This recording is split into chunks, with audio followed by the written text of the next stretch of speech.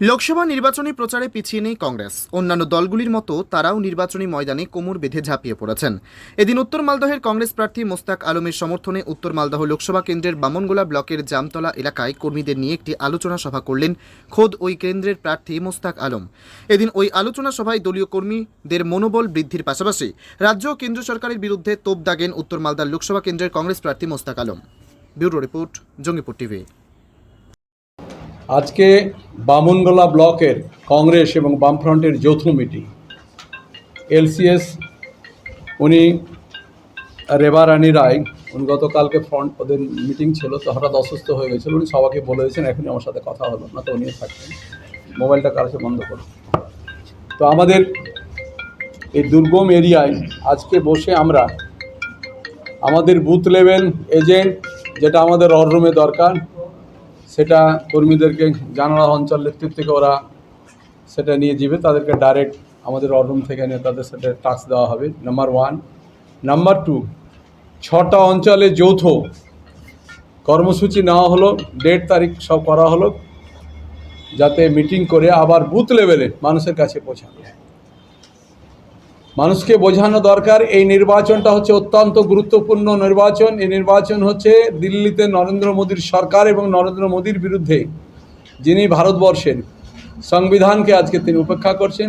সংবিধান আজকে বিপন্ন, জুডিশিয়ারি পর হস্তক্ষেপ করছেন, যেগুলো হচ্ছে আপনার নিজস্ব ইম্পার্সিয়াল সংস্থা, সিবিআই, ইন্ডিপেন্ডেন্ট সংস্থা, ইডি, ইনকাম ট্যাক্স, এগুলোকে পলিটিক্যালাইজ করে বিরোধীদের উপরে আঙুল তুলে দেওয়া হচ্ছে। এটা মানুষকে বোঝানোর দরকার। এই নির্বাচন পঞ্চায়েত বা বিধানসভার নির্বাচন নয়।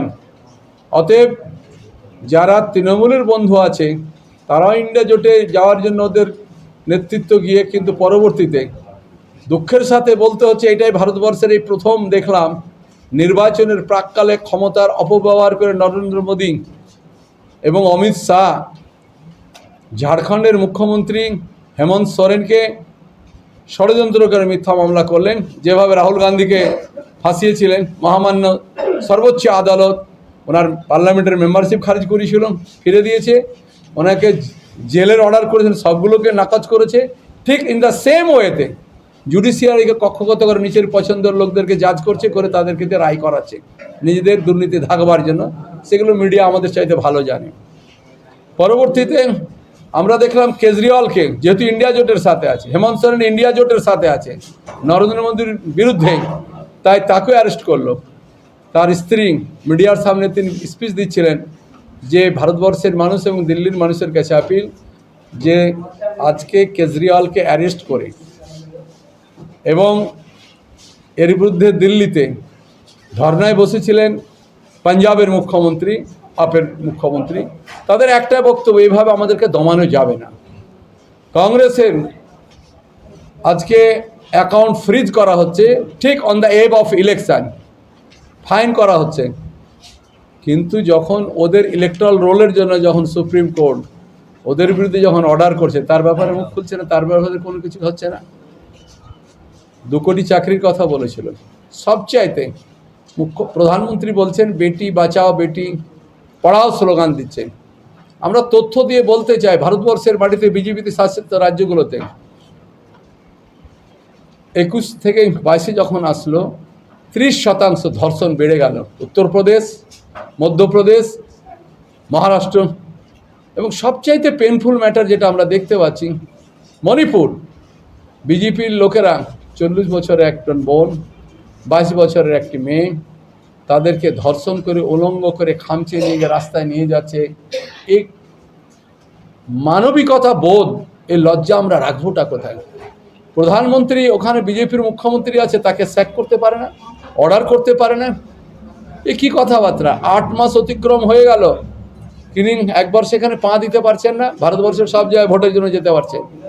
আর একটা ভিডিওতে আমরা দেখলাম ওখানকার পুলিশ একটা মহিলাকে রোডের উপরে 4-5 জন পুলিশকে দেখছি ইউনিফর্ম পরে আছে, আর্মস হাতে আছে, তাকে লাথি মারছে, বেনর দিয়ে মারছে, তার উপরে চড়ে বসছে, মারধর করছে। কপালে না চোখটা কালো কাপড় দিয়ে বেঁধে দিয়ে ওকে দাঁড় হতে বলছে, দাঁড় হয়ে গিয়ে গুলি করে মারলো। এটা কি গণতন্ত্রের নমুনা? এটাই ভারতবর্ষের সংবিধান বলেছে। ভারতবর্ষের সংবিধান কংগ্রেস আজাদির লড়াই লড়েছিল জাতীয়তা আন্দোলনে। মহাত্মা গান্ধী, নেতাজি সুভাষচন্দ্র বোস, মৌলানা আবুল কালাম আজাদ, পণ্ডিত নেহরু থেকে শুরু করে লাখো শহীদের রক্তে ভারতবর্ষের স্বাধীনতা, এবং ডক্টর আম্বেদকারকে কোনো সেক্টরের মানুষ যাতে পিছিয়ে না পড়ে, তাই আজকে আমরা দেখলাম যে তাকে দিয়ে সংবিধান রচনা করা হয়েছে সারা বিশ্বের মধ্যে সবচেয়ে বলিষ্ঠ পূর্ণাঙ্গ সংবিধান আমাদের, যেখানে বলছে মসজিদে আজান হবে, মন্দিরে পূজা হবে, গির্জায় ঘন্টা বাজবে। যোগী আদিত্যনাথ উত্তরপ্রদেশে কী করছেন আপনাদের প্রত্যেকের জানা। আজকে রাষ্ট্রপতি দ্রৌপদীকে ট্রাইবাল কাস্ট থেকে নিয়ে বসিয়েছেন। গতকালকে একজন জেলা পরিষদের নেত্রী উনি আসছেন, বলছিলেন मोदी जी को हम पूछना चाहते हैं जो राष्ट्रपति जब पार्लियामेंट का नया भवन उद्घाटन किया तो उस दिन क्यों राष्ट्रपति को बुलाया, क्यों नहीं? सबसे बड़ा पोस्ट तो राष्ट्रपति का होता है, क्यों नहीं बुलाया? राम मंदिर के लिए उन वोट मांगते हैं। 4 शंकराचार्य वो उद्घाटन में उन लोग गया नहीं, इनकार कर दिया कि जो भाई जिस धर्म का नीति रूल से भी होना चाहिए तो सही नहीं, कि उसका हक नहीं है। क्यों प्रधानमंत्री जाते हैं तो राष्ट्रपति क्यों नहीं बुलाते हैं? तो सठिक कथा उन्हीं मुखे जा बोलছেন, কার্যকারিতা হচ্ছে না। ভারতবর্ষের সমস্ত অর্থকোষকে আদানি আম্বানি যারা আমাদের আপনাদের সাধারণ মানুষের ট্যাক্সের পয়সা কেনে বিদেশে পালিয়ে গেল, তাদের বিরুদ্ধে কেন ইডি নয়, তাদের বিরুদ্ধে সিবিআই নয়, কেন ইনকাম ট্যাক্স নাই? কংগ্রেসের রাজত্বে কোনোদিন এইসব সংস্থার কথা কেউ শুনেনি, কারণ এগুলোকে ইউজই করা হয়নি, আর আজকে মিসইউজ করা হচ্ছে। এরই বিরুদ্ধে লড়াই আমরা মনে করি। আমরা ধর্মপরায়ণ মানুষ, সনাতন ধর্মে যারা বিশ্বাস করি, ইসলাম ধর্মে যারা বিশ্বাস করি, আমাদের বিশ্বাস ঈশ্বর আল্লাহ একজন আছেন, সৃষ্টিকর্তা আছেন, যার জন্ম আছে তার মৃত্যু আছে। তিনি অহংকারীকে পছন্দ করেন না। বিজেপি সমস্ত রাষ্ট্র ক্ষমতাকে একত্রিত করতে চাইছে, গণতন্ত্রকে ধ্বংস করে স্বৈরাচারী শাসন কায়েম করতে চাইছে। কেজরিওয়ালের হত্যা নিয়ে, কংগ্রেসের এই অ্যাকাউন্ট সিজ করা নিয়ে বিদেশের সমস্ত রাষ্ট্রগুলো, তারা আমেরিকা, লন্ডন, জার্মান, বিভিন্ন দেশগুলো আজকে কমেন্ট করেছে যে না, এটা গণতন্ত্রের হত্যা। তা কেজরিওয়ালের হত্যা না, অ্যারেস্টকে নিয়ে এরা গণতন্ত্রকে হত্যা করছে। আমরা আজকে এই বামনগোলার মাটিতে আমরা শপথ নিলাম, কর্মীরা যে কোনো মূল্যে বিজেপিকে উৎখাত করা হবে। যারা তৃণমূলের বন্ধুরা, তাদের কাছে আহ্বান, তারাও কিন্তু ইন্ডিয়া জোটে ছিলেন, অ্যারেস্টের ভয়ে তারা কে ছিলেন। এই ভোট বাংলার মুখ্যমন্ত্রীর কুর্সিও যাবে না, পঞ্চায়েত 3 টায়ার পঞ্চায়েতে কারো কুর্সিও যাবে না। দিল্লিতে যদি বিজেপি বসে তারাও কিন্তু ছাড় পাবে না। তাই বিধানসভায় যেরকম সমস্ত মানুষ আস্থা রেখেছিল মুখ্যমন্ত্রীর ওপরে, কংগ্রেসের লোকেরাও ভোট দিয়েছিল, তাই এই ভোটটাকে বিভাজন না করে 2019-এর বিজেপিকে রুখতে হবে। লকডাউনের সময় এদের কোনোদিন মুখ দেখা যায়নি বিজেপি। আমি মুস্তাক আলম, সেই সময় প্রেসিডেন্ট ছিলাম, এই যে মাসুদ আলম, আমাদের সমস্ত এমএলএরা, ঈসা আলম, অর্জুন থেকে শুরু করে আলবেরুনি, আসিম, সবাই মিলে 26টা রাজ্য থেকে সে যারা লকডাউনে মাইগ্রেন্ট লেবার, পরিযায়ী শ্রমিকরা আটকে গেছিলো, তাদেরকে ওখানে খাবার দাবারের ব্যবস্থা করা, ফিরে আনা। এদেরকে প্রধানমন্ত্রী একটা ঘোষণা করলেন যে প্রধানমন্ত্রী গরিব কল্যাণ যোজনার সুযোগ দেওয়া হবে, কিন্তু 50,000 কোটি টাকার একটা স্কিম। বাট দুঃখের বিষয়, 7টা রাজ্যে 116টা জেলায় দিলেন। মালদা জেলা 25,000 মাইগ্রেন্ট লেবার, যারা যদি রেকর্ড থাকে তাহলে হবে, বেনিফিট পেতে পারে। আমরা 1,45,000 আরটিআই করে তথ্য নিলাম ডিএমের অফিস থেকে, সেটা দিলাম, কিন্তু করলো না। আমরা মহামান্য আদালতে মামলা আমি করেছি, এবং মহামান্য আদালতে 7টা হিয়ারিং করে অর্ডার দিয়েছেন, দিয়া migrant labour of the Malda district are eligible to get the benefit of the prime minister গরিব কল্যাণ যোজনা। টুডে টুবারা আমরা মনে করি অর্ডার হবে, মালদার মানুষকে প্রায় 3 লক্ষ পরিবার আজকে উপকৃত হবে, আমরা পাইয়ে দেব। বিজেপির কোনো দিন তারা মুখ দেখেনি। চাকরি দিব 2 কোটি বছরে, কোথায় চাকরি? কিছুই নাই।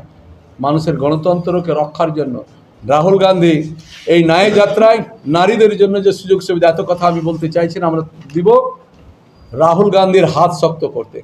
ইন্ডিয়া জোট, এখানে বাম কংগ্রেস আমাদের জোট, আমরা এখানে কংগ্রেস প্রার্থী মুস্তাক আলমকে, এখানকার মানুষের বহুত সাড়া আছে, তারা জিতাবে রাহুল গান্ধীর হাত শক্ত করতে।